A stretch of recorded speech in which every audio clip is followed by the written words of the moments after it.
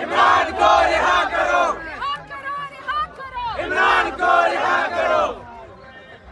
नाज़रीन, सवाबी में आज मुनक्कद होने वाले पीटीआई के अजीम व शान जलसे ने तो कमाल ही कर दिया। इस मौके पर जहां सब लीडरशिप का इस्तकबाल करते रहे और सब अली अमीन गंदापुर की आस में थे कि वो आएंगे और क्या आज ऐलान करेंगे, लेकिन इस मौके पर इमरान खान की शेरनी पीटीआई की दबंग खातून लीडर जरताज गुल सब पर बाजी ले गई। इस कमाल औरत ने क्या खूब वह एंट्री मारी और कहती पाई गई कि मैं जान दे दूंगी लेकिन इमरान खान पर कोई भी सौदेबाजी कबूल नहीं करूंगी। इमरान खान सबसे पहले मुझे फ्रंट पर पाएगा और मैं इमरान खान के लिए अपनी गर्दन तक कटा दूंगी। वहां पर बुलंद शिगाफ इमरान खान के नारे लगाती हुई ये तमाम लोगों को मोटिवेट करती रही और लोगों को मोबिलाइज भी करती रही। आपको हम ये मुकम्मल वीडियो दिखा रहे हैं। साथ साथ आपसे रिक्वेस्ट यही है कि अगर आप हमारे इस चैनल पर पहली बार आए हो तो लाजमी से इसको सब्सक्राइब कर लो।